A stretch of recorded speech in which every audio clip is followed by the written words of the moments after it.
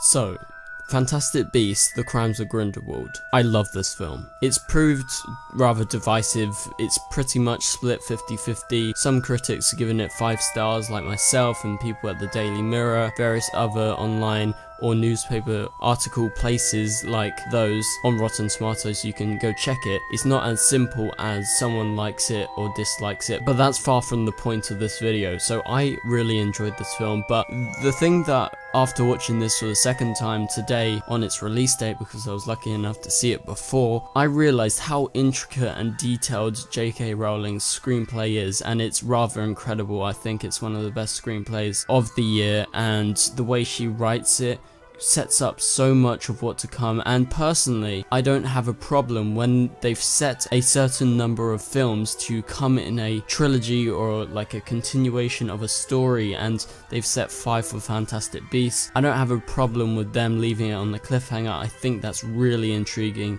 makes me want to go back for more, and I don't have a problem with it being open-ended. But obviously some people may take issue with that it should be one whole story, but I think the way JK actually writes and crafts the screenplay is rather intricate, and it's all about Grindelwald's manipulation, that he is a master manipulator. And throughout this entire story, if you go back and watch it more carefully the second time, you can see J.K. Rowling planting these words in Grindelwald's mouth, and the whole time since the start of Fantastic Beasts 1, he is trying to get Credence to come to him, and all of Grindelwald's plans come to fruition by the end of this film. That was the story arc, and that's complete. So they've completed that. Now it's about Dumbledore and also the big reveal to do with the ending. And obviously Grindelwald's a massive thing still. It's gonna be about like the 3 of them and then Newt and his friends in this 3rd film, and then 4th film, and then 5th. We'll see how it ends the actual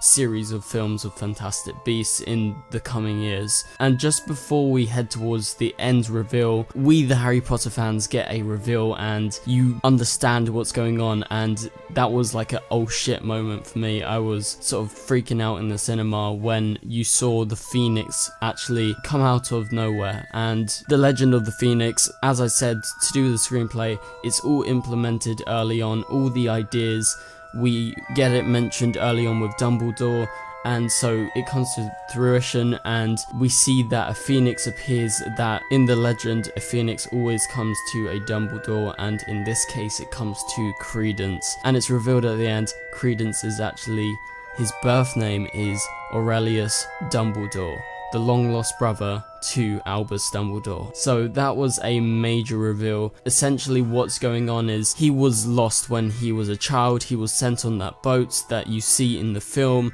and Leta Lestrange switched the babies over, and Leta's brother actually died and drowned. And in fact the baby she saved, they don't put much emphasis on it, but it's there in the screenplay, it's there in the visuals, you have to pay attention to it. She takes Credence, and that is the baby, that is the Dumbledore. And in that scene, Grindelwald says, "Your brother is coming for you," and that was just before the ending. So I'm guessing by now he's realized that the blood pact that he has with Dumbledore has gone missing, the sort of vessel that it was in, and he knows that Dumbledore is going to be coming for Grindelwald, and that is the only reason why Credence was to come to Grindelwald in order to defeat Dumbledore, because he knows if Dumbledore has the ability to fight Grindelwald, which he now does if he can destroy it, Grindelwald only really stands a chance if in fact he is backed by Credence, another Dumbledore. So he has extreme power which runs in the family. And so that is like all I need to explain as in regards to the ending and the idea of how J.K. Rowling sets up every scene and sets it up via the screenplay. Essentially what these next 3 films are going to be, you know, the complete series of films of 5 they've said they're doing, which is very, very exciting to me because I'm a massive Harry Potter fan. Harry Potter is my favourite films of all time, and I love these Fantastic Beasts films. I think I prefer The Crimes of Grindelwald. I think it's really, really well done. The 5 films are mainly about how Dumbledore became Dumbledore according to J.K. Rowling. Obviously all of this is surrounding it. We're slowly building up to how everyone is in the future in Harry Potter, how Dumbledore becomes this wise professor And obviously in the film we get to see Professor McGonagall, which was a really nice touch. You sort of just freak out when you hear that name, and you even hear the voice, you recognise it, it's very similar.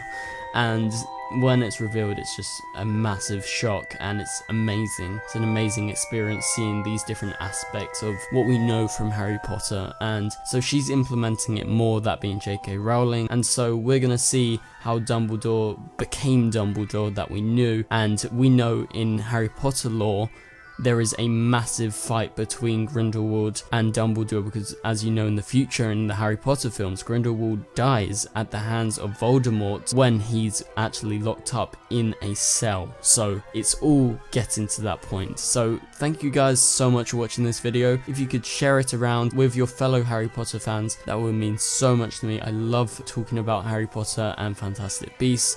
So thank you guys so much for watching, and I will see you guys later. Goodbye.